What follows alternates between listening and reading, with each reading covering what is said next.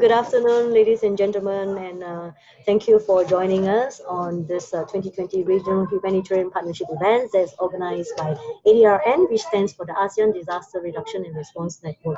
My name is Lee Jin. I'm the head of Volunteer Management Department here in Mercy, Malaysia, and we have here today a panel that consists of Mercy Malaysia vice presidents. We have two vice presidents today who will be speaking, and we also have got a former Mercy Malaysia staff who used to head our logistics department, that is Datin Azura Ibrahim. I'm sure a lot of us here today are familiar with her.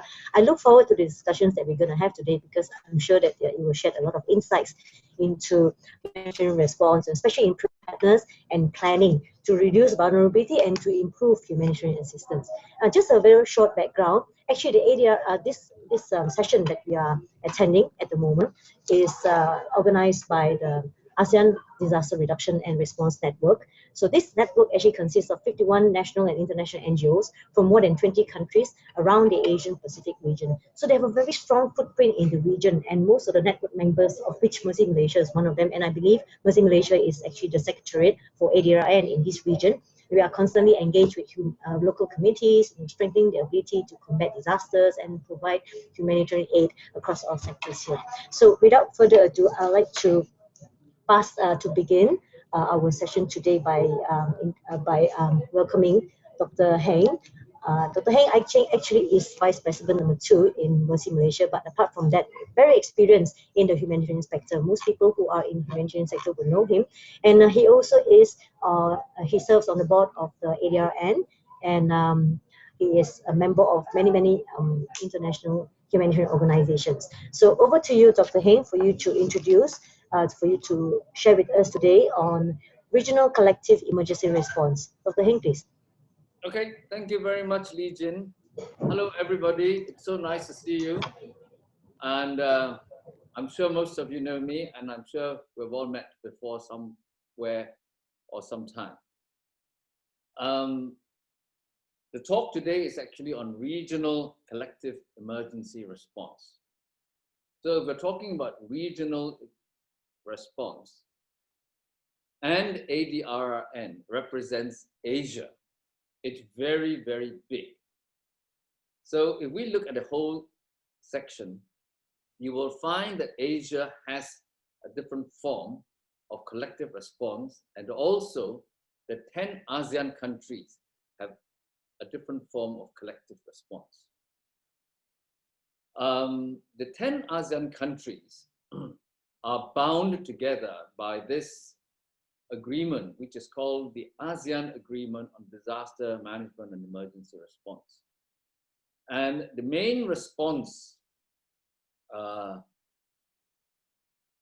organization within it is the AHA Center, which is the which does all the response, the emergency response for the ASEAN regions. They coordinate the emergency response for the whole of the ASEAN region, which would mean they coordinate governmental, intergovernmental response. They will coordinate the INGOs, United Nations response in ASEAN NGOs. The Asian region, I suppose, does not have that sort of strict form of response. So whenever things or a huge disaster happens, you have a G to G, government to government response. And generally, the United Nations and the international NGOs will coordinate with the country that is involved, the authority of that particular country that is involved. So let's talk, for example, about a regional collective response. In a time of any disaster, the big thing is actually you've got to be there. If you're not there, you're not responding at all. That's all, full stop. And I will leave that logistics part to Azura, who will be doing that. But what I'm saying is that that is very, very important. If you can't get there, you can't respond. That's all. So logistics is very, very important. Having said that, the other important things, right, in any response, what are the immediate needs? The immediate needs will be food, water, medical needs. Communications are very, very important. If you get to that place and if you cannot communicate and tell people outside what you want or what is really happening inside, you're not really doing a response. That is very, very important. So these are the things that, the basic things that we should be looking at in any response, in an emergency, in any natural disasters. The second, the important thing that you look forward then is, how are you going to respond? Who are you going to talk to? For example, if something happens in another country and you as an NGO want to respond, you can't just turn up there and say, hello, I'm here to help. To be a responsible NGO responding, you must know exactly what you want to do, what you can do, and who you are going to work with in that particular country. It's very good to be able to go through the government and ask the government, what do we want? Can we work with you? You can also work in the United Nations system, right? Because you have cluster meetings that you can go to and attend cluster meetings. And from there, they can tell you, okay, you can do this, you can go here, you can do this. But the main important thing is you need to get into the country. And to get into the country, you need the permission of that country to get in, and you have to tell them, I am here to do this. Because the humanitarian scenario is changing. In the past, 20 years ago, it was, oh, please come in and help us. Please come in, come in. But things have changed over the years. Countries are now getting very resilient. They are getting very organized. And they're going to say, no, we don't need this. We have enough of this. We don't need so many of these coming in. We have enough of this. All right? Or they may turn around and they say, yes, donations are welcome of what we want. Right? Or they can say, you can donate, but don't have to come. We don't need your personnel. We can manage ourselves. So these, again, are the important things. So for anyone who wants to work within the ASEAN region, it's very, very good that you should actually have good communication with the AHA Center, which will be the main corridor in. With the rest of the Asian countries, I believe there are some countries for which there are, understanding signed. But there are a lot of Asian countries as well where there are no understanding signed. So you will have to actually approach the government. I will give an example for when a huge earthquake happened in Japan, right? And you want to respond. The Japanese government will say, did say, no, thank you. We are capable of this, this, this. We have this, this, this. We don't really need, right? Or you can send this in to help. So there's no point.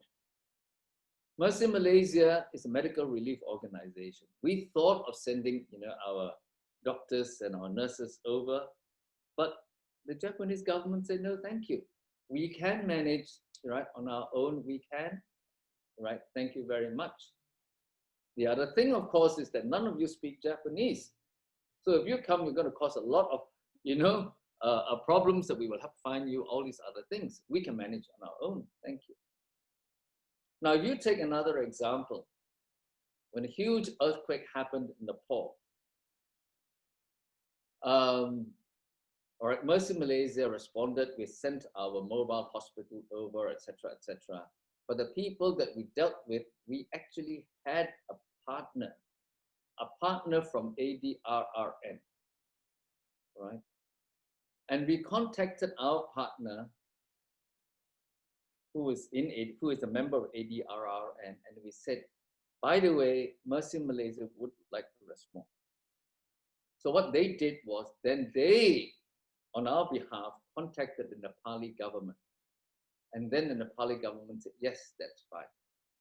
So the moment we arrived in Nepal, our partners met us and we went to see the Ministry of Health, and it was all coordinated, and the Ministry of Health said, right, off we go. Right? Start your work in this particular region. So this is, generally what we're talking about, how we can actually respond. And using ADRRN as a network is a very good way of getting a local partner in, which is already one foot in for you before you do your response. In any other place as well, if you're going to do a regional, response, for example, a regional response means there are two. One single organization can go around the region responding, or the other one is that different organizations from different countries can get together and collectively act as one to respond, right, to a certain disaster. But for that, you will need a coordinator to do that. And this happened in the Typhoon Haiyan. ADRRN actually sent somebody over to Philippines to coordinate the ADRRN members who wanted to respond to it. So that helped. So what I'm saying is that it is very important to have somebody in that particular country to help you do the response, and also a collective response for NGOs who wish to go to that country. It's nice to appoint somebody in that country to help coordinate all our efforts. It makes logistics a lot easier, because at the moment you arrive, they have organized transport for you. They have organized, a place for you to stay. Maybe food is ready, and of course, they can help you, to find a place where you can actually do your response or coordinate with the local government. So I'm not going to say any more other than this. I will leave it, and then after that, to make the session a bit more exciting, questions will be so important. All right, thank you. Bye-bye.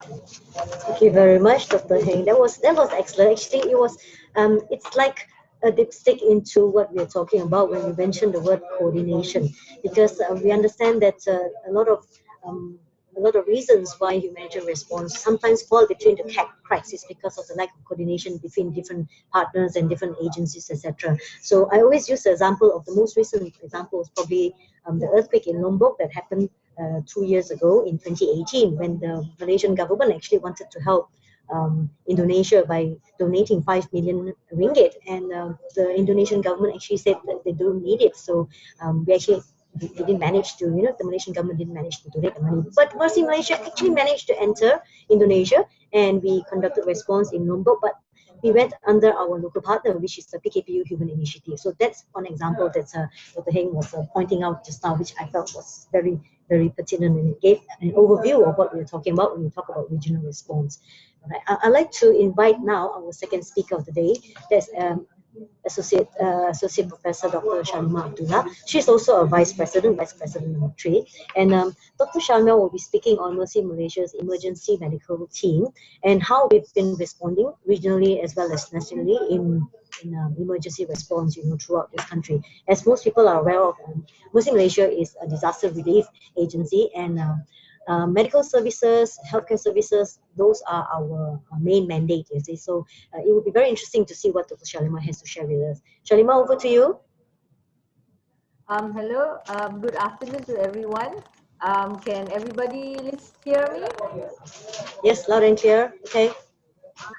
Okay, so I'm just going to talk about emergency medical teams, right? So the thing that we have to understand now is that there is a standardized definition of what an emergency medical team is.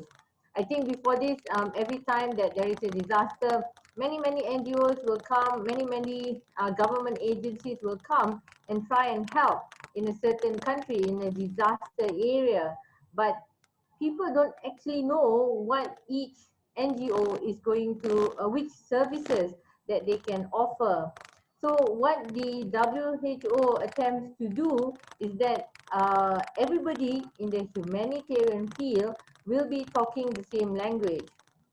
So when we talk about emergency medical teams, there is a certain categorization. They have a type 1, type 2, and type 3. And we know exactly what type 1 will offer, what services they will offer, what type 2 offers, and what type 3 offers. So for example, type 1 is a clinic, basically is an outpatient clinic which can which the team has to see 100 outpatients in a day, has a small observation ward, and no patients staying in. And then, for example, type 2 is when they are also seeing 100 outpatients a day, but they should be able to do 20 major, 7 major surgeries and 20 minor surgeries. So, and type 3 is when they offer ICU facilities. So when an NGO is coming to a country and attempting to offer their service, the NGO can easily say, I can offer type 1 services. So I think this is a very good initiative because, for example, in the Nepal earthquake, there was 150 NGOs who came to offer their services. So how do you know which NGO is able to offer a certain service? So when you have this type of classification, then you can easily say, okay, 151 NGOs can offer type 1, and then another 20 NGOs offer type 2. So in this situation, Mercy Malaysia, we were categorized under type 2 because we were able to provide surgical facilities. Um, so I think this humanitarian community, we need a certain language to talk, and this would be a good one. And also, what is happening before this is that when NGOs or institutions send in their teams to a disaster area, we do not know whether they adhere to a certain standard. So when we have this EMT classification, we can see that because if an NGO subscribe to the WHO classification system and they go for an accreditation process, then you know that this NGO has a certain standard, that they will do only certain operations that is advisable in certain situations, or they will only treat patients in a certain condition. And for example, the ward is has a certain hygiene or cleanliness level, and they need to have, say, incinerator, so that when you have medical waste, they should be disposed of in a responsible manner. Um, so, for example, if you go and see a doctor in your own hospital, you know that the doctor is qualified because they have an annual practicing certificate. So, with the EMT running, having an accreditation process, then patients in the disaster country will be assured that they are going to see doctors and nurses with a certain standard. Doctors and nurses who have um, annual practicing certificate. So those are the things which um,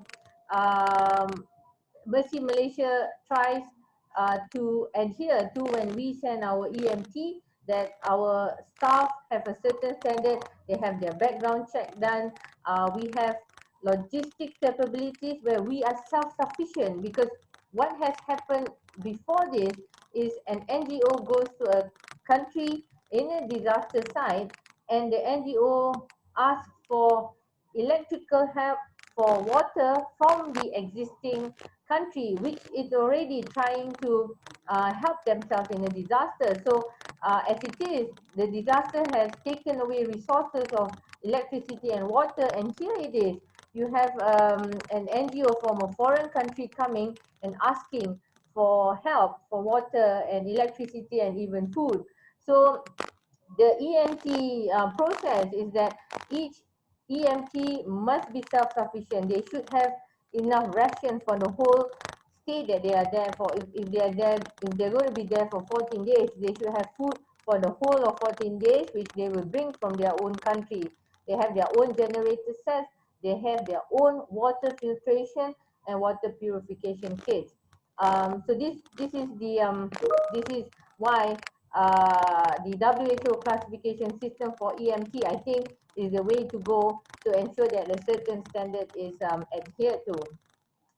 And also, so when a disaster happens, a country will request for help through either ADRRN, or the international community, and then each country or each NGO will reply to the list and say, okay, yes, we can offer our help, and we are offering a type 1 medical team. Does that country want that? Because I think before this, a lot of people just, they just go on the plane, they just bring their medication, they go there without perhaps the country not wanting their help. As what Dr. Hang was saying, that nowadays it's not necessary that the country wants your help. You have to be invited in. So, for example, in the Palu earthquake situation, which was 2 years back, the Indonesian government only wanted NGOs which were capable of sending a type 2 EMT, which means having a field hospital with wards, with patients who are warded with surgical capabilities. So not many NGOs can subscribe to that, and therefore we should respect the country's decision of what they want. Um, However, I must say that the EMT verification process, which is run by the WHO, is not very, it's not easy, but I think it is worth it, because I think it makes us more organized. We will have SOPs, we will have manuals which we can refer to, instead of the usual ad hoc, okay, disaster, let's grab together some things, some items, and just go to the country.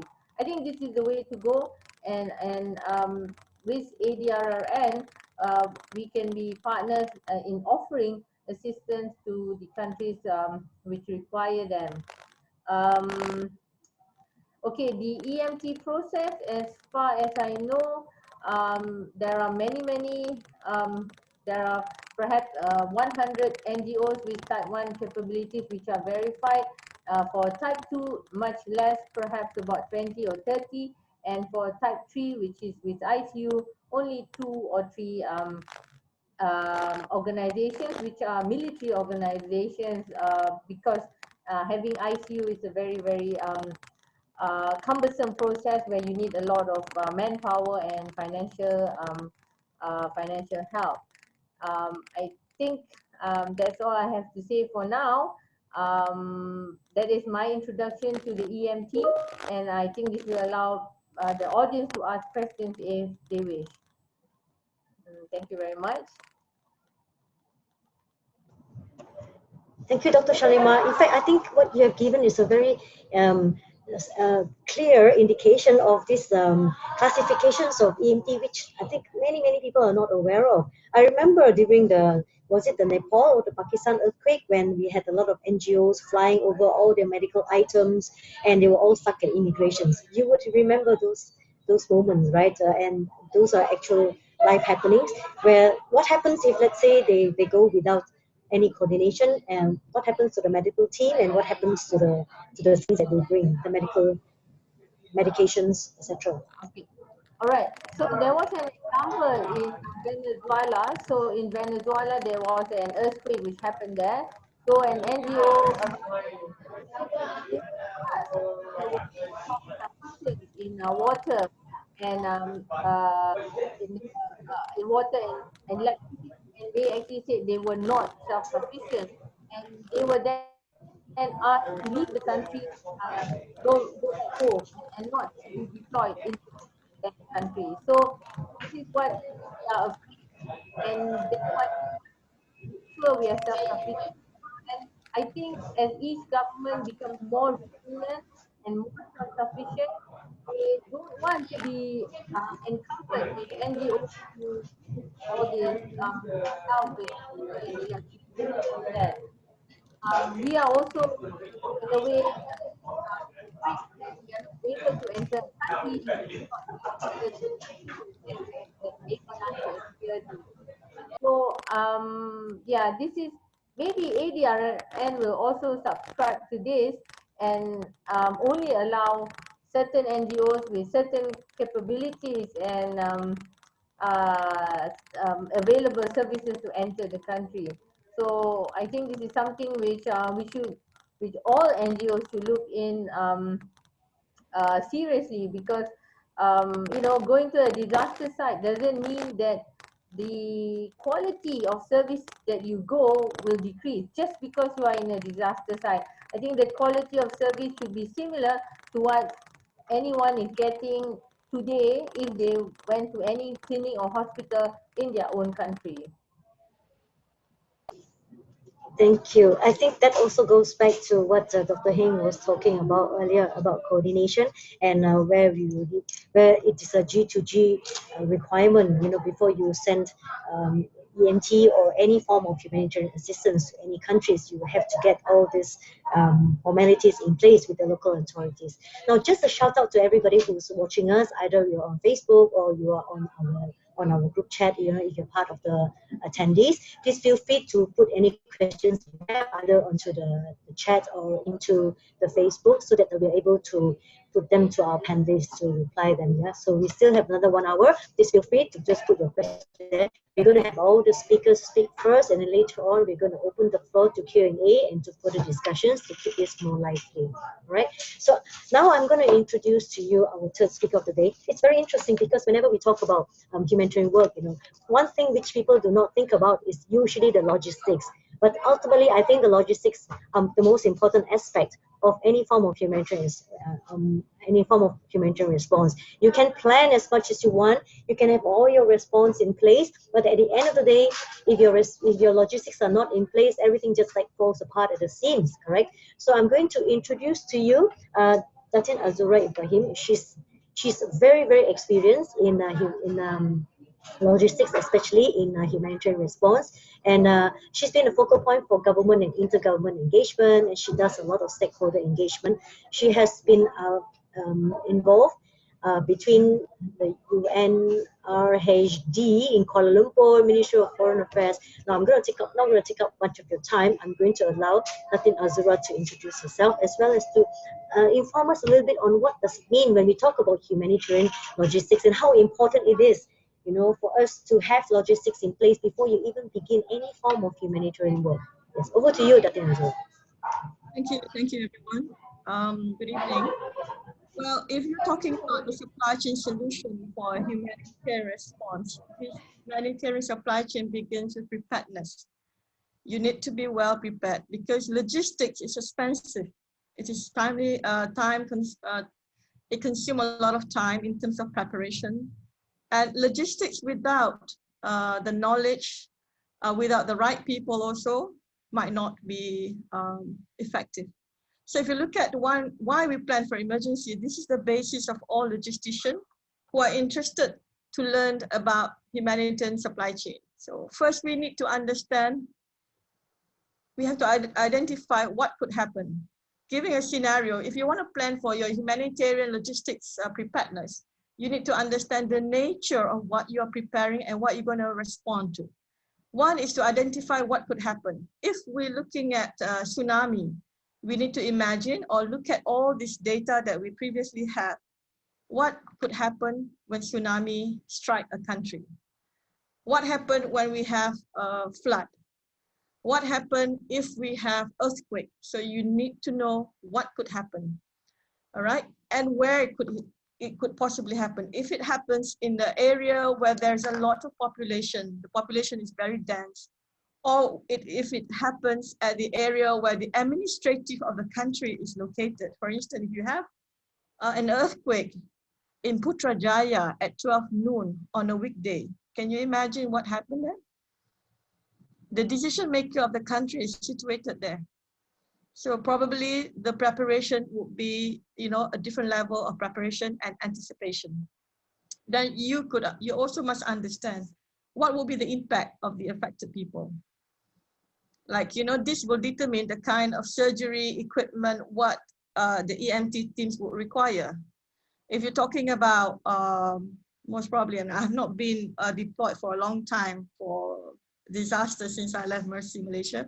But what I could remember was when we're talking about different, or we're planning to respond for different disaster, it is different component altogether in our ERU. Then it was called ERU, now it's called EMT. Different medication, different way of deployment, different people that is required to support the whole operation and response. I remember when I was in Mercy, Malaysia, when we were talking about the PHC kit, right, Dr. Sharima? Primary healthcare kit. So for different types of disaster, it will require different combination of medical and medicine and medical personnel. It's not necessary that it's standardized. So this is something that you need to have. Basically, everyone who are responding to this must understand this. So because a lot of time people will say, why am I not deployed? Because you are not required for this kind of emergency at that time. You might be required for a different kind of emergency because you have different expertise. And also you need to consider what action will be required to meet the humanitarian needs. So what action is also very important because you need to plan your mobilization plan. You need to deploy. How are you going to deploy? By road, by sea, by aircraft, and what would be required? Like, you know, do you need certain permission from different government? This is what Dr. Hang was, mentioning earlier. Determine how agencies and organizations will work together. This is also what Dr. Hang has said earlier. How agencies and organizations would work together. This requires a collaboration, same level, same language they can speak and understand. So this is not happening overnight. It needs to be built during peacetime. I need to know who is sitting at AHA Center. I need to know who is the Director of Operation at BNPB. If I'm like going to go and respond now and not knowing who is in charge, who is the PIC, what is ERAT, what is ACE, it will not be that easy, you know. You will have hiccups. Because when you're dealing with emergency response, things has to be at least 60% accurate in my experience. All right, and then you also must know what resources are required. So these are all logistics. What resources are required? You can plan, you can have an SOP. I've seen a lot of SOP have been drafted without the consideration of incorporating the essence of logistics. So if you have an SOP without the essence of logistics, it will cause challenges to the people on the ground to implement your SOP because the logistic part was not properly explained. You can have an idea like, okay, we're going to have this segregation, we're going to segregate POS, POA, POI, whatever. But how are we going to do the testing? Where are they going to be located? How are you going to do this barricade to make sure that, you know, they're separated? Who will be in charge of this? So these are all the knowledge and the information that you need to know so that because during emergency, if talking about emergency, the resources is normally very limited. And of course, funding is also one of the core resources that is needed. And also recognize what government agencies and organizations can do better to prepare. So that's why during peacetime, as a logistician for emergency response, we at the UN encourage capacity strengthening, networking with all the intergovernmental agencies and also other organizations that will be deployed or will be supporting your response during the emergency relief. Next slide, please. All right, these are the 5 pillars. You know, I've always used this, and I still think that this is viable. The 5 pillars of preparedness is the key understanding that one should have. Number 1, coordination and partnership. You need to know who is the person in charge? Who are your potential partners? Who are the procurement side? Where are you going to get your resources? Where are you going to get, resources could be divided into a few categories. One of the resources could be transportation. You don't need to buy an airplane just because you want to deploy. But if you know and you're well connected and you know how the Malaysian government can offer certain flights, humanitarian flights, then you establish that networking way ahead. So they know that these people who are involved in this coordination knows that, okay, Mercy Malaysia is one of the people, one of the agencies or NGO that has the capability of EMT level type 2, type 3. If they want to deploy something else, so they know, oh, this organization has got the capability of supplying ABC. Until you go and present yourself to your potential partners, whom you might need later to solve your logistical challenges, nobody will know you. So you have to make an effort. You also must understand the coordination. You must, like, if you want to talk about the coordination with AHA, you must understand ADMIA. So this is an extra effort from the NGO side to look at into these issues. People.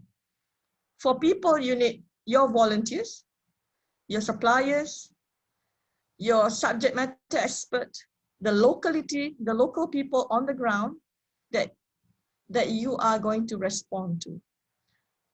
Okay, that is very important, because if you don't know who are you responding to, chances are you might be giving wrong relief items. For instance, you deploy spaghetti to a population for food somewhere in a very remote area who have never seen spaghetti in their life. Until you demonstrate. So if you know that they are not used to it, but you have the stock, you need to have, you need to organize on the last mile distribution and share with them, how do you use this? How do you cook this? You know, because it's something new to them.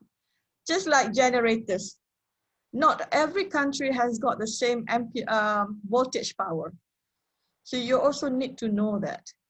And the people on the ground who's going to support you, just like what Dr. Hang said earlier, if you know the government, you have a local partner that is going to receive you and they're going to collaborate in terms of any project, in terms during emergency response or development or recovery, they will support you with information. They will support you with localization information, which is very, very rare. A lot of times people go in and assume that they are like us. What I need is the same as what they need. It's not the same. And these are basically the blunders that we see when we visited certain projects after during recovery period. You can see some projects are redundant.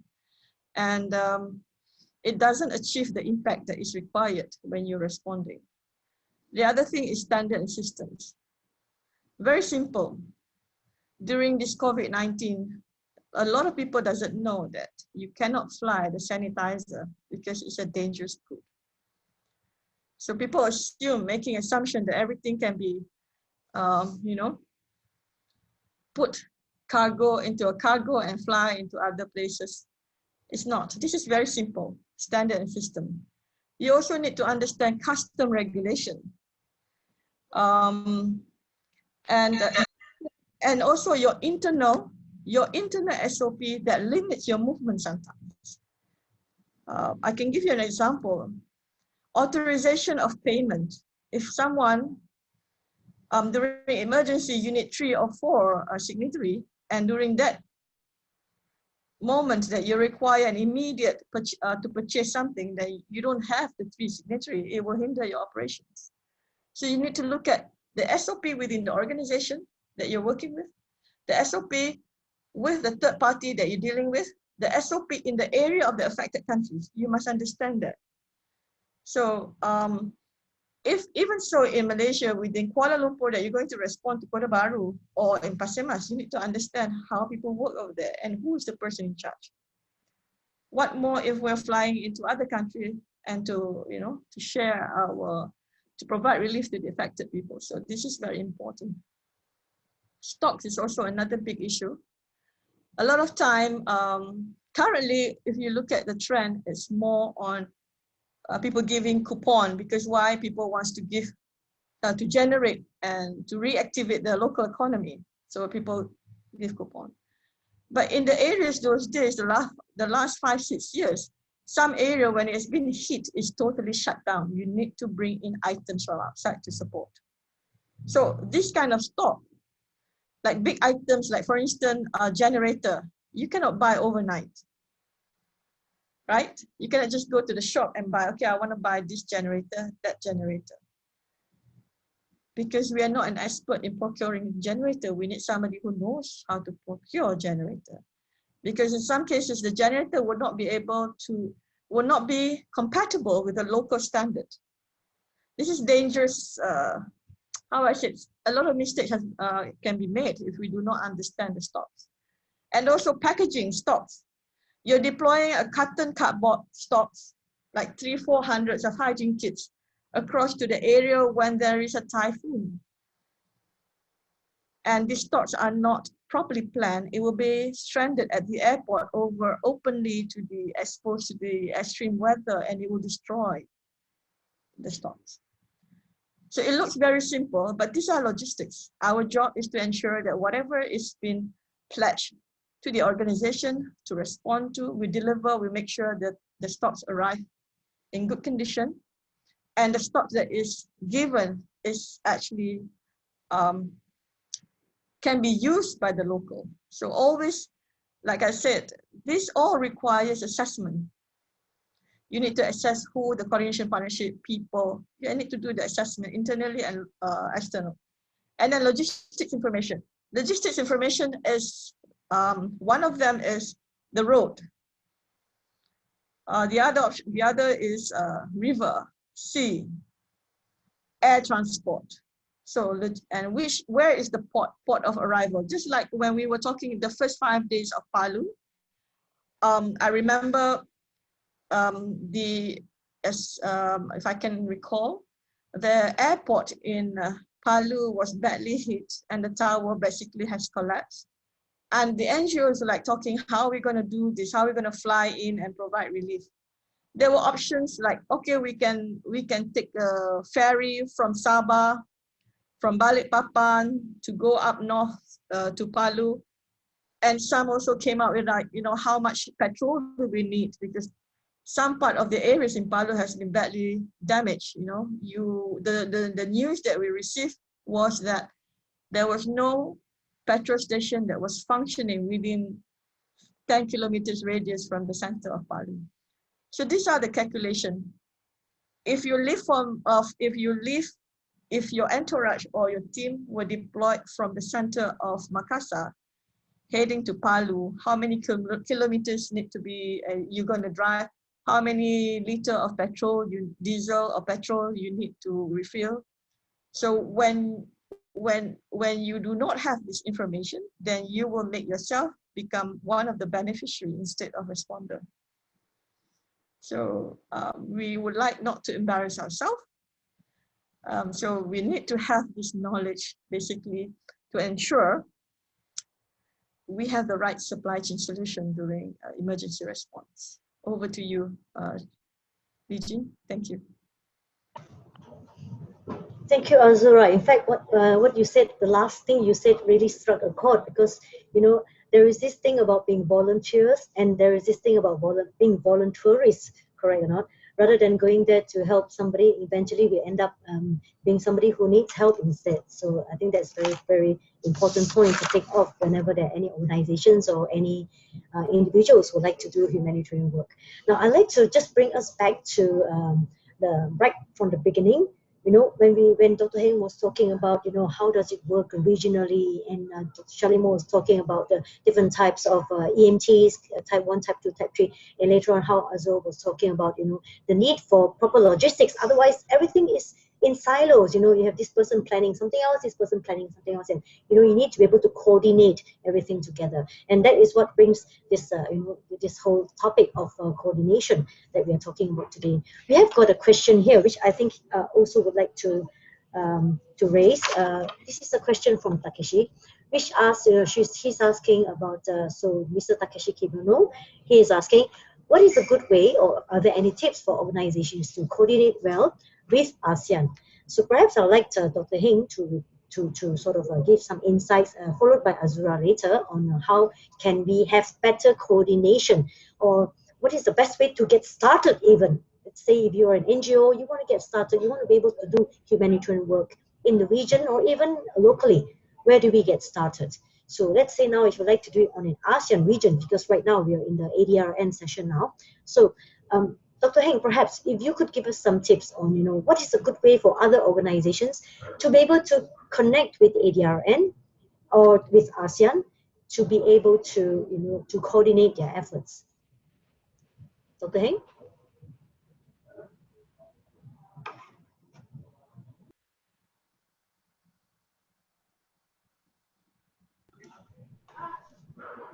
Mike. Dr. Heng, you're muted, perhaps? Okay, done. Thank you. Yes, okay. As I said earlier, as far as ASEAN is concerned, all emergency response will be coordinated under the AHA Center. The AHA Center will work with the national government as well to help coordinate the efforts and also help merge with the national government to help coordinate it. NGOs can then approach the AHA Center and say, look, we can do this. But at the moment, there is no sort of mechanism within the AHA Center for NGOs to come in to coordinate.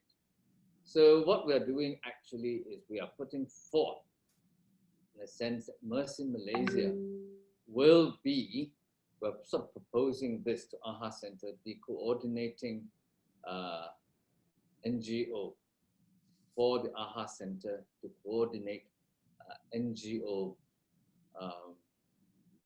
efforts, right? This is as far as AHA Center is concerned. Of course, if the other way, of course, is that if you have a partner in the country, say, for example, if you have a partner in Philippines, right, you can actually ask the Filipino partner to approach their government, the Filipino government, and you can actually then go in the other way. So there are actually two ways of going in. I mean, of course, the best and official way is through the AHA Center, following which then you actually go through the government using, the best is, of course, using a local NGO, because you are not a UN agency, right? You are an NGO, which is a different thing altogether. So that's the best way. This is for the ASEAN regions. But then in all the other Asian countries, then perhaps the best way actually is to have a local partner, like, for example, a member of ADRN, that you can actually coordinate and ask them to help you. Because it's also about localization. It's about the local people who know the area better, who can give you better information, all right? Who can actually help you with interpreters and everything else. So it's actually very good to have a local partner, right? So that's it. Thank you. Okay, thank you. I've got Mr. Syed Ohuzari, who is joining us. I would actually like him to present on what is humanitarian coordination and response planning, because I feel that planning is the bottom. It really forms the bottom line of all coordination. So I'd just like to find out, is Mr. Syed here? Is he online to be able to share with us?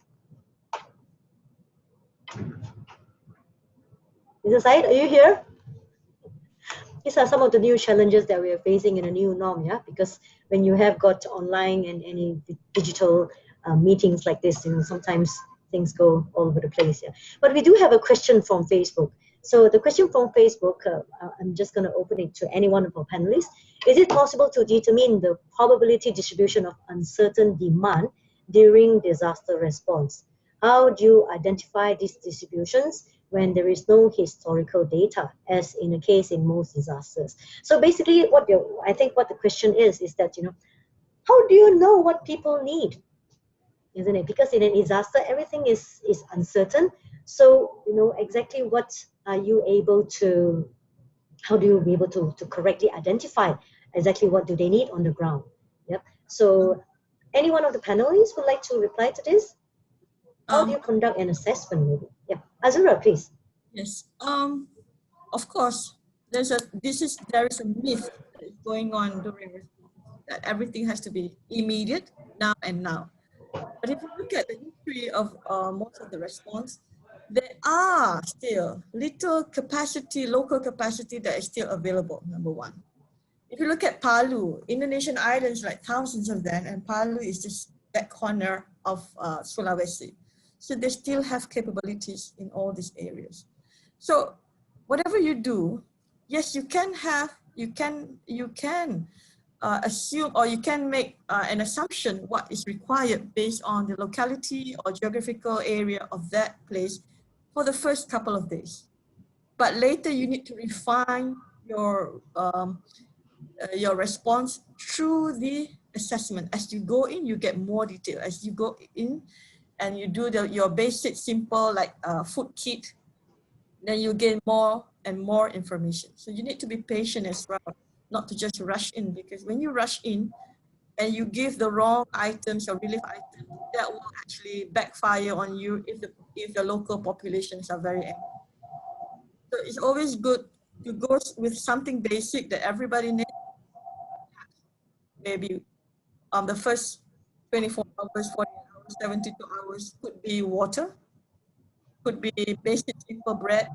To go in as an assessment team, you need to do an assessment. If you do not do that, you might potentially end up, number one, you also need to do local assessment on the market capabilities in the area. What is available now that is nearby, so you do not want to spend a lot of money in the logistics costs that will require you to buy from outside and bring it in internally into the area. I'll give you an example. Charter an aircraft, it takes about 80,000 US dollar, depending on the parameter from where you are. But you're flying plastics for $80,000 you can buy on the ground. Look at that, right? And you still have people, potentially you might still have other district or state that is adjacent to the affected area that can still be utilized. I mean, you can still go there and procure, right? So assessment is very important. My advice, don't jump. Do your assessment thoroughly. Go in with basic needs first before you actually narrow down to what you want to respond. Do that. Thank you. Azura, is there a difference between having the local people conduct their assessments, or is it necessary for other NGOs, who would like to provide response? Let's say, for example, in Malaysia, do we have to send someone, or can we depend entirely on the local agency to provide the information? What we do, I mean, what I see other NGO does, no, there are two ways. One is the trusted partners that they have built. Like the FRC, International Federation of Red Cross, they have the existing local Red Crescent in every country. So they use these people. For other NGOs, during Palu, I saw a few of NGOs who establish local contact with the existing NGO within the parameter. But when you come in and you want to provide relief, you already have an agreement, right, with your local partners. So you can actually tell them how you want the assessment to be done. What are the aspects that you want them to look at? Like for instance, in Sabah, of course, we have a lot of migrants who are not documented, but there are people. We need to provide equally. But the government of Malaysia has their own stand. I will provide for the people of my country. That's not wrong.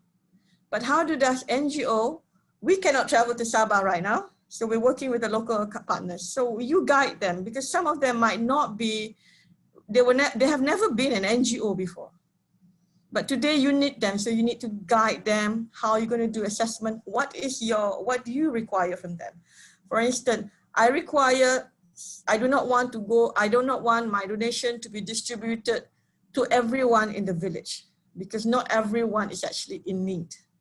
But to them who has never done a relief operation before, to them is like, okay, when we do relief, it's for the whole village. So you need to guide them, like go for a targeted group, people who are single mothers, who has lost their job, who have small children. So, and then you got to tell them, you cannot assume that they understand, because I was also coordinating a few response. We find it that, they thought that every family should receive Pampers. I was like, no, it's not necessarily, because you still have water. Pampers would be a secondary or third need. You should focus, what is the need now? Or people need food, so let's focus on food, because we don't pluck money from the sky. We depends on our donor. We have limitation also, and then how much we can stretch for the next 3 to 4 months, right? So we need to guide our local to actually, and develop them. And it's good to also do some capacity short briefing of what your organization wants to do, how it's going to be done in the past, a format of reporting if you need them to report, because not everybody are trained like we are in Mercy. I was in Mercy Malaysia. Thank you. That's a little bit from me. Yeah, thank you very much. I'm actually wondering, is there a difference when we do logistics or when we do coordination for normal humanitarian work or normal humanitarian aid, relief items, as compared to medical items? For example, if you're thinking of responding by sending a medical team or by sending medical equipment or medical supplies, what is the coordination required? Is there a difference between medical and non-medical things? Yeah, Dr. Shalima, perhaps. Yeah, maybe Dr. Sharma could give us a bit of an insight, on, let's say, for example, if you need to deploy either a team or medical equipment or entire field hospital, for instance. Dr. Shalima? Right. So when we talk about the medical team, they are actually coming with the medical equipment together. So that's a separate thing as opposed to just giving medical equipment. So if you're just giving medical equipment as asset, then there would be a totally different thing. So medical equipment as asset would probably fall under logistics per se. But medical equipment together with the team, that will be under the emergency medical team. I think, am I answering your question, Lijin? Not yours. Yes. Yeah, yes, the question that, I think everybody has in mind. But I'm also wondering, since Mr. Said Huzari, who's our general manager for program development, he's not available today to speak about another topic, about what I spoke earlier, about the coordination. So perhaps, Dr. Shalima, you've been in the humanitarian circles for 2 decades now. Perhaps you'll be able to let us know, what is it like to plan for a humanitarian response based on your experience with us. Okay, I'm sorry about Encik Said. He's in another meeting with United Nations. So here is actually an example of humanitarian coordination. When a disaster happens, you actually have to coordinate at a few different levels. You have the international level, you have the country level, and then you actually have your NGO level. So if we talk about the international level, you have the United Nations OCHA, which is the Office of Coordination of Humanitarian Affairs. So they are usually the first UN agency which will arrive immediately during the disaster. So when you arrive in country, you will report to UN OCHA. And then UN OCHA will be in contact with the actual government which is undergoing the disaster. And then you will have and under UN OCHA will be the clusters. I think there is a question here about the cluster approach. So when you report to UN OCHA, you report to which cluster that you are going to respond. So for example, Mercy Malaysia, we will report to the WHO or the medical cluster. So the cluster approach, you have the water sanitation cluster, you have medical cluster, you have shelter clusters, you have logistics clusters, and those are the usual clusters there are. So this cluster approach is actually good because you and OCHA will then be able to decide, okay, so Mercy Malaysia goes to village A, and then another NGO goes to village B, and another maybe a government military EMT will go to village C. So it helps them to organize themselves. Okay, then from the international level, you then have to coordinate at the country level. So you still have to meet the government body of that area, with the government authority in, let's say we are sent to village A, so we have to meet the minister or the governor of village A or the village chief. And then we have to report to the usually the army or the police. And then we also, if we are under the health cluster, we need to report to the Ministry of Health of that particular village. And then once you are there, you also should also talk to the other NGOs who are also on the ground, and you can exchange information as well. And then from the country that you've just left, let's say for us, Malaysia, we have to also inform the embassy, the Malaysian embassy, saying that we are here.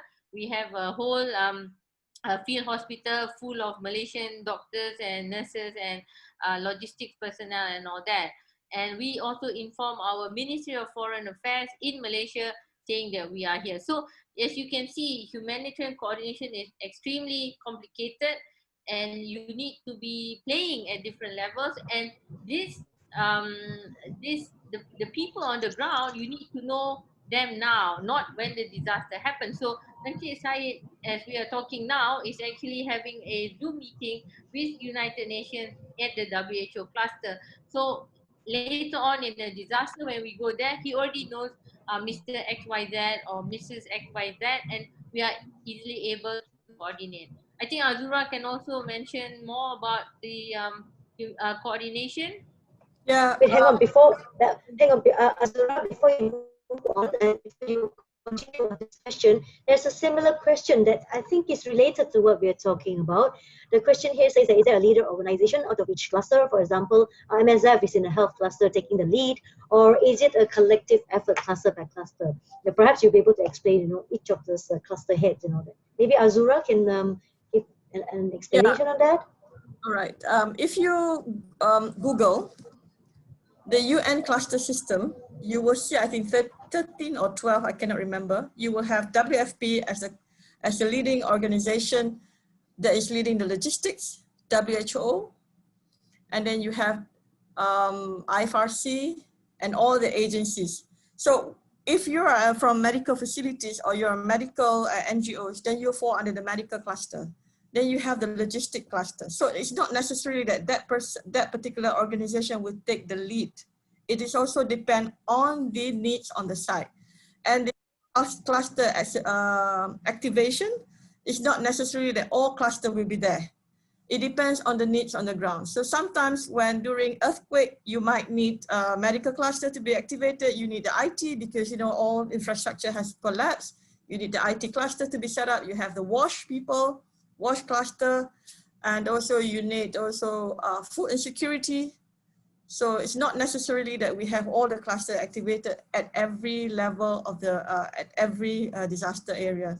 So it all depends. And if that particular, it also, I think, if I'm not mistaken, that is also similar on the state level, on the country level. If you if the disaster is about pandemic, then MOH will take the lead as a coordinator, right? And then if it's like search and rescue, Tanah Runtuh, you have JKR or other governmental agencies that will take the lead and command. And you can refer to MKN 20 for the local, coordination agencies. And the UN, you can go and Google UN cluster, United Nations cluster. Then you have all this, it's like a big wheel there. They have all the allocated roles and responsibility. Thank you. Do we have the same thing within Malaysia itself? Are there clusters within the Malaysian coordination efforts under NATMA? I think when I was, we initiated the cluster in 2015 together with NAMA. And then as a UN, I was not supposed to be there, but I was just advising from the back window. So they did have the cluster, it was set up, but whether the cluster is actually moving and well coordinated, it takes actually try and error. Even when we started the UN cluster, when the UN started the cluster in the United Nations and also the AHA Center, it takes a lot of try and error and also knowledge. You need to build this capacity of these people in this team, you know, because for governments, you can see a lot of time, they come from different portfolio. So they come to NAPMA, not necessarily they have the understanding of disaster as an overall, you see. So it takes time a bit for them to learn. But for my observation now, I've seen that when you go for the coordination meeting now, you find that people know what they're talking now as compared to the last 5 years. I think the big flood and the Nepal earthquake has actually opened up the eyes of the Asean community, our Malaysian governmental agencies, and also NGOs to understand what is coordination is all about and what is the cluster concept is all about. There have been a lot of positive improvement. I think it's also because of many capacity strengthening activity that has been conducted by the AHA Center. Unfortunately, this year we do not have ACE. This is the 7 or 8 batch postponed for next year. And I think Mercy Malaysia also was very active in providing capacity strengthening to give and enhance existing understanding of what's going on to the volunteers. And some of the volunteers have set up their own NGOs. You get what I mean? So it is actually spread across. Yeah. Agreed. Yes, I totally agree with you, Azura, that now the humanitarian sector is growing and growing in ways in which were unlike before. 5 years ago, probably nobody would ever understand the difference between community work or charity work and humanitarian work. So there's such a big difference there. Yeah. We have a question here from the floor. Speaking about disasters, war or conflict can be classified as one very different from natural disasters. What are the rules or the accepted norms on humanitarian assistance in armed conflict? Now, this is very interesting because we know that war and conflict, they are what is known as protracted crises. They're not like a natural disaster, which like, boom, you have an earthquake or something, and then after the earthquake, the community and the country and the people will tend to recover. But conflicts and war, they become protracted crises and they drag on year after year after year, and they create a lot of fatigue, among donors, among the people, even among humanitarian organizations like ourselves. So perhaps, Dr. Heng, could you just explain a little bit, what are the rules or accepted norms, or what is the difference if, let's say, you are responding to protracted crisis like war and conflict as compared to natural disasters? I think things are changing a lot. In the past, you can say that humanitarian agencies and all this, there's this thing called a humanitarian space. Both sides will allow you to practice because you are helping people. But humanitarian space is changing. It's actually almost disappearing. Simply because in countries which are at war, where you have an occupying, I'll give an example. Take Afghanistan. All right. I was in Afghanistan before, right, in 2002 or 2003 or something that long ago. But it was easy to work there. It was very easy to work there. People were open, everything was open. But what has happened is, because if you remember, Afghanistan at that time was being occupied, right, by the Americans, and they're still there. So one of their programs of the American Army was to win the hearts and minds of the local population. I mean, it's a good thing, all right? If you want support and all that, then of course, this is a nice program. But in winning hearts and minds of people, they also provided free medical care. They started doing charity work, etc., all this, the American government. So then, right, if you are, their opponents, then it begins to look like, you know, people who are doing humanitarian work may not be humanitarians after all. I mean, how are they going to know that? So this is what is happening, that humanitarian space, right, is disappearing. This is a big thing, right? And it becomes very, very difficult, right? So as we have always said before, if you want to go to that area to work, if you really need to go to that area to work, you must have the understanding of both sides. Not easy, not easy at all. So for example, if you want to work in Afghanistan, you must have somebody local to help you around, pass the word around, you know, to, you know, the local militia, that you are actually nothing to do, right, with any governmental thing, etc., etc. At the same time, you also have to pass the word round to the other side to say that you are really quite, right, neutral. I think MSF has tremendous problems with regards to this. And nowadays, with all these bombings and, you know, going on, it's not safe anymore. You will get, you know, you will be a casualty of war. So I mean, I would say to NGOs, right, if you are going to be working in a war zone, you know, there are certain particular things that you have to be very, very careful about. I mean, we can say that well, in the past we did work in Afghanistan, but I think this is getting difficult now for NGOs actually to go around and work. So be careful. You have to be clear on both sides. It's not easy. In fact, it's very, very difficult working. I remember going into Gaza. Very, very difficult working. It's very difficult to send money in, right, to that place. It's very difficult to bring supplies into that place, simply because, you know, you have both sides. So you actually have to have a balance. I mean, the same thing, working in Myanmar with the Rohingyas in Sidway, right? You have to, you know, be honest with the Myanmar government and say, look, we are here just to do this. We're not here for anything else. You have to have the acceptance by the Myanmar government and also the acceptance of the local people. So a lot of it actually is diplomacy, you know, how to be nice and how to talk to people, which again goes back to what Azura brought up actually. A lot of it is networking. When you go for meetings, right, is to meet people, to explain to government officials, to everybody, that you are an NGO and that you're here to work. You build your relationships then. You don't build your relationship when something has happened.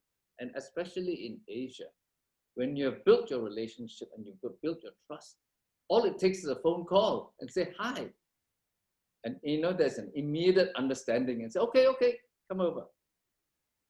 But if they don't know you, then it's a really, really different ballgame altogether. It becomes very, very difficult. So, you know, as I said earlier, this is called planning before it happens.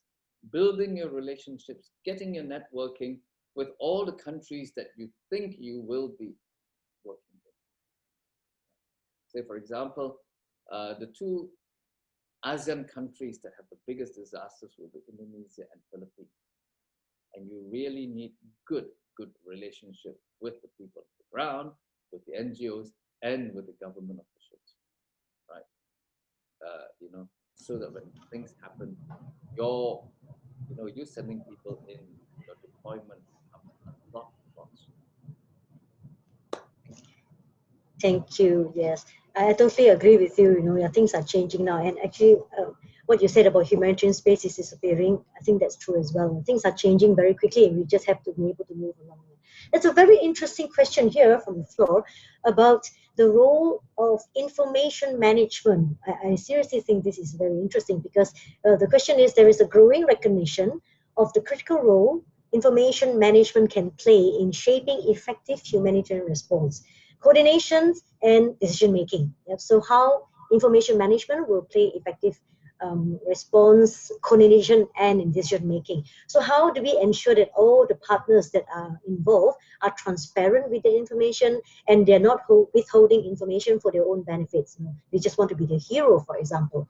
That means, I guess we're talking about coordination again, you see, and how can we ensure that all players who are involved in any form of humanitarian response are all being transparent with the information that they have on what's on the ground. Perhaps perhaps Azura would be able to explain a little bit, especially on how coordination, bigger coordination groups, perhaps like Match, etc. You know, how do they work? Hi, I'm not an expert in coordination, but what I see and overall as an observer during this pandemic, coordination among NGOs, the government, sector agencies, the role are getting more clearer and clearer and clearer, and you see the division of tasks has been defined as compared to the first 3 weeks of when we declared NCO. Coordination here again, not as easy as 1, 2, 3, because you have different style, different SOP, interagency SOP, agencies SOP, NGOs mandate. One NGO is mandated only to do medical or food. So it could not be versatile, just like other agencies. They cannot play another agency's role, especially in the government. So, like I said, coordination here it's not easy, but it can be done. It takes a lot of information gathering, and also how you craft the information. It could kill you or it could build relationship. You know, information here, it cuts both ways. I was the information management manager, IM officer for the UNHRD. So how we crafted for different purposes. You need to be creative and you need to know the underlying effect and impact if you open the floodgate. Yes. Right? But see, the question now is about transparency, Azura. So it's like, you know, how do we ensure that, you know, all the players are being transparent? Or would you say that there's a very strong sense of self-governance? Well, I cannot comment on that.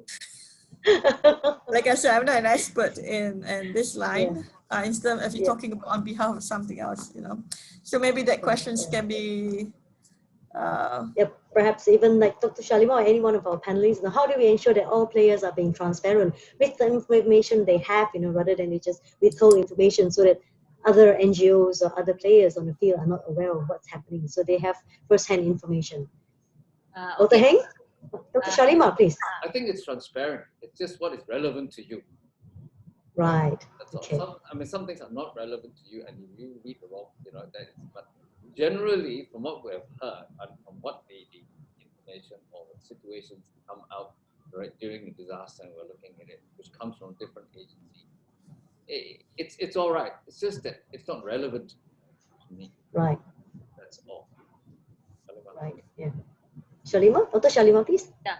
Hi. So actually, to tell whether an NGO is transparent or not, it is your responsibility to actually find out about that NGO. I mean, if you're a donor to that NGO, you should find out. So how do you know whether they're transparent? One of the ways is to actually look at their website, web page. So usually transparent NGOs will have the annual report on there, and you can see how they are spending money.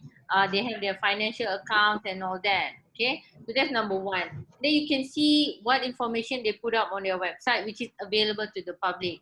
Then of course the other way is to actually meet the volunteers on the ground and speak to them. I mean, that is perhaps a bit more difficult, but yeah, we know that the bigger NGOs who are transparent, they will put up, I think, accounts. Money is something which a lot of people don't want to share, and if that NGO is sharing financial accounts, they are pretty okay, I think. I mean, not necessarily, you still have to check for sure, but they are one notch higher than other NGOs who do not share the account. But that's not the question, Dr. Shalima. What you're saying is about, during an emergency response, there are organizations who withhold information. For example, perhaps they know that this particular village needs certain assistance, but they withhold the information and say, okay, I'm not going to tell anyone else. I'm just going to bring assistance. I'm going to be the hero and save Yeah. this village. Oh, I know. now I understand. Ah, No, yes, that's the I know. question. I understand that. So if you are Yeah. going to withhold information on money, you are also going to withhold information about the village, which is Right. dire crisis. That was my point. You Right. The ethics, yeah, the principles, the underlying principles. Okay, right. Yeah. try Azura? Azura? I think, Like, are you finished? You want to say something, yeah. Shalima? Yes, Azura, over to you. I think at the end of the day, the cake is so big, the response is so big, people might need the assistance for a couple of months. If you want to hold the information to yourself, you're not going to be able to solve All the problems. Yes, so it is very important for NGOs or person or big organization to have this platform where, okay, and they need to trust each other. And this is over time, because I have been in a coordination meeting where egos were talking in the first 2-3 days until everything just melted down and they became friends and they start trusting and they share information because they realize it is huge. They cannot do it alone. And sometimes whatever resources they have, the other agency has. So they end up having to work together. So putting aside their differences and, because there are a lot of NGOs, they are political motivated, they are activists, and there are also, local NGOs that say why you need to have an international NGO where we can do it. But looking at it sometimes, it's also, it is time to build the trust. So I believe that during emergency response, the person that is sent for coordination meeting has to have certain magic skills like how to talk and gain trust and able to be diplomatic and ensuring that, we are building this trust and you can share the information with us. We are going to be your partner. We're going to work together. It's not for us, but it's for the beneficiaries that is on the ground. So that trust, like I said just now, it needed to be built over time. But unfortunately, during emergency, you need to go on the ground and work with people you've never met before.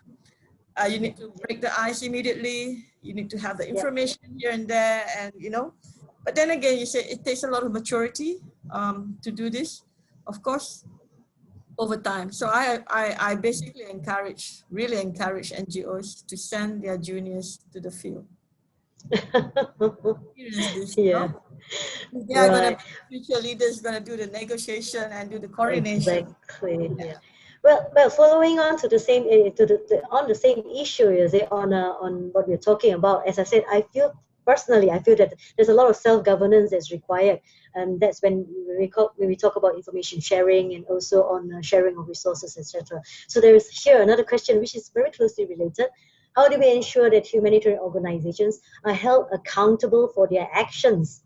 What efforts need to be made to ensure that the issue of exploitation and abuse by humanitarian workers is brought higher up the agenda of senior, and resources are also allocated to respond to these issues?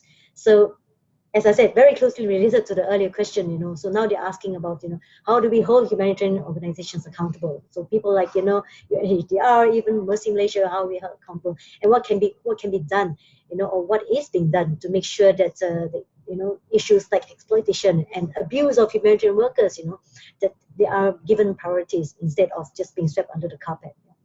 Maybe Dr. Heng, perhaps, when we talk about accountability among humanitarian organizations, apart from being self-governed and self-accountable.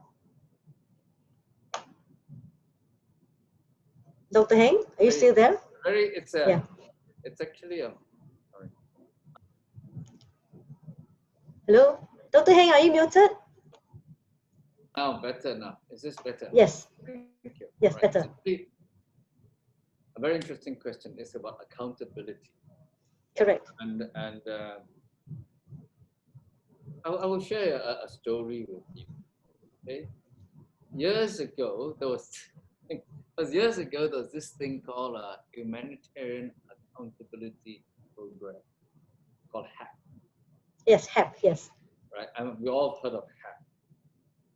And Mercy Malaysia, when it was still very young, actually decided we should go for HAP, right? We should go for HAP certification. So we did all these things. We followed HAP, etc., etc., etc. We sent money, right, to the auditors to fly in from Geneva to check us and other to make sure that we're HAP accountable. So we became HAP accountable. Okay? Very good. One of the reasons, again, this is the story. One of the reasons we became HAP accountable was because then we could open ourselves, because we are now HAP accountable, for foreign funds to donate money to us, right? Because we are one of the few southern NGOs, and we were HAP accountable. Okay? We spent a lot of money to fly people in to do this. We got 0 cent. Seriously. But I think what has happened also, but the nice thing about it is that we got the values. So, we continue with the values of it, even though now HAP is actually discontinued, but we carried on with it. But a lot of accountability is also about you and your donors. And sometimes when I talk to other people, and I say, in Asia, a lot of the humanitarian work is done by religious institutions. If you go to Myanmar, it's all, right, the Buddhist institutions. Go to Pakistan, it's a lot of the Muslim, right, the Islamic institutions. It's about accountability too. And they are very accountable without having to go through HAP and all these sort of things.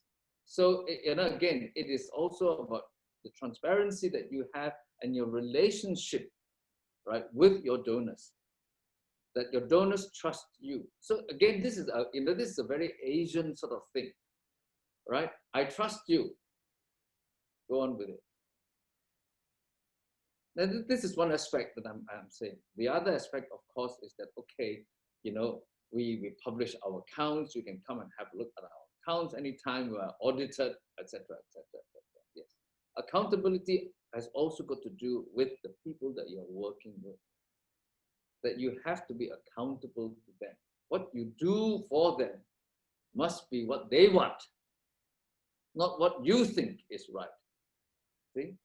That is the other part of accountability as well, which is equally important, perhaps even more important, because a lot of donors just give you the money and trust that you will do it.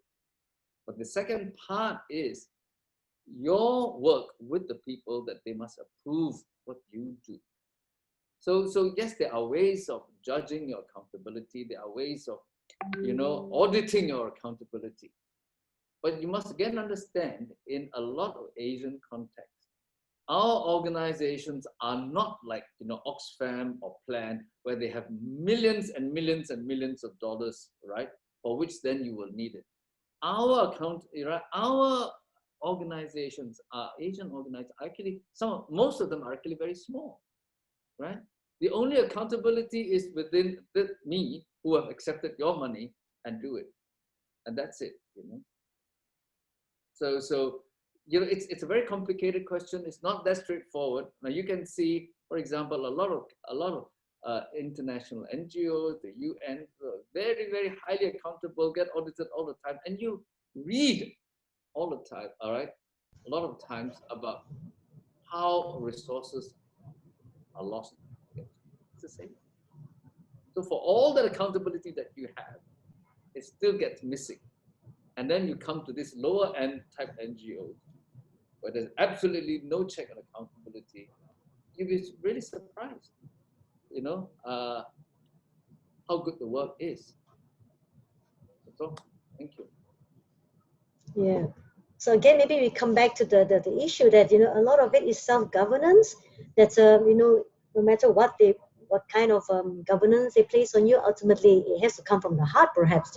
That's how humanitarian organizations should be run, and that's how they have run. We have one question here which has been answered by Dr. Shalima, but I'm just going to put it out here for the benefit of those people who are following us on Facebook, yes, because they will not have access to our group chat here. So there is a question here, which I am sure probably came from our partner in Bangladesh. And the question was actually to Dr. Shalima. When we respond to any disaster or crisis, what should be the prior issue of partnerships or the interests of affected communities or the organization? In the Bangladesh Rohingya context, we have experienced that. Wait, hang on. Technology problem. Sorry. It's okay. I'll answer the question. So the question. Yeah, let me finish the question first. Right, we've experienced that some issues that were given priority rather than the greater interests of affected communities. Yes, yeah, because the stage was running here. All right, Dr. Shalima, yeah, I saw your answer which was being typed, but there are some people who are watching us on Facebook who might want to know your answer as well. So I'll repeat the question again. So what Mr. Shahinur Islam was saying is that sometimes the Rohingya, well, he was actually talking about the Rohingya community in Bangladesh. They actually request for something, but what the NGOs or the government or the institutions are giving us something else, which is not what the Rohingyas are asking for. So I think here the problem is communication. There needs to be a lot of face-to-face discussion. There needs to be a lot of sit-down meetings and collaboration, because sometimes you have people who say that they represent the community, but perhaps they don't, for some various political or national agenda. So they say that the Rohingya people need ABC, but actually the people need XYZ. So this is why the field assessment is very, very essential. You actually need to send somebody on the ground to really see what exactly do the people on the ground need, and then you make a report. The authorities in charge of the large Rohingya refugee camp, they need to send proper field assessment, get the report, and this assessment should be tabled at a meeting and discuss with the authorities what is exactly needed.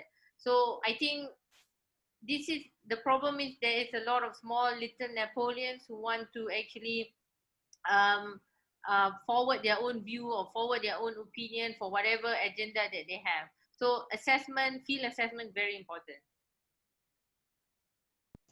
Yeah, thank you, Dr. Shalima. We're just about to come to an end right now, but sometimes you may yes. need somebody from your own organization actually down on the field as well. Yeah, and they have to be independent, free Correct. of any political interest or biasness. Yep. That was the question I was asking earlier. For example, before you plan your logistics or your coordination plan, response plan, do you have to send somebody, or can we totally depend on the locals? Would they be able to give us? Well, it accurate? is not like there's no such answer like yes or no. You need to look at the situation. So if you have a local partner that you have worked before, or trained before, or have met before, maybe you can experience the assessment report for the first 1 or 2 weeks until you send your actual person to verify. That's why we have the MNE, monitoring and evaluation, to see whether this response that were provided actually benefits or is a short sendiri response. Most of the time we don't want the short sendiri response because it doesn't benefit the affected people. Yeah, just a bit of a translation in case there are any foreigners here. Shop sendiri just means something that is just done just for you to be happy about yourself. Yeah, that's the meaning of shop sendiri here, because I see we have a lot of foreigners who are together with us in this session. Thank you for that term, Azura. Okay, we have come to an end. Actually, I'd like to thank everybody who had joined us for this session. It was very fast-paced, and questions were coming in, and very, very good questions. Congratulations to the people who were sending us these questions, and I'm sure that apart from the fact that you really wanted to know the answer, it was also an opportunity for us to explore these questions from the viewpoints of our experts here, so that we have a better idea of what humanitarian work is all about. And I'm just going to wrap up everything by giving all our three panelists just a short, maybe 1 minute wrap up, on what would be your takeaway message for the message today in relation to preparedness and response planning, in order for us to reduce vulnerability and to improve our outputs in humanitarian response. So let's start with Dr. Heng, perhaps just a quick wrap up of everything today. I think the important thing to remember now is that because of the COVID that is affecting all our countries, right? Your response is going to change completely. In fact, to be perfectly honest, you may not be able to respond simply because in many instances, your own country is in such a great difficult position. So you may actually have to focus in your own country. But I think things, and this is going to change how we think, how we're going to move on for the next 2-3 years. You will also have to consider as well, because the world economy is going down, right? Your funding is going to go less and less and less. So how you're going to respond in the future is going to be very different. You may not go to another country to respond in a natural disaster. You may actually have to work in a different manner. So think about it. Prepare yourself over the next 2-3 years, how this thing is going to happen. Thank you. Thank you, Dr. Heng, for that roundup. How about Dr. Shalima? A 1-minute summary of everything that you've spoken of today. I just want to say two things. I just want to say that everybody must be coordinated with each other. You need to always gather information amongst yourself and share it together. Number one, coordination, yeah. And number two, you need to do the assessment. You need to go down to the field and do the assessment and find out the real picture. That's all I have to say. Thank you very much.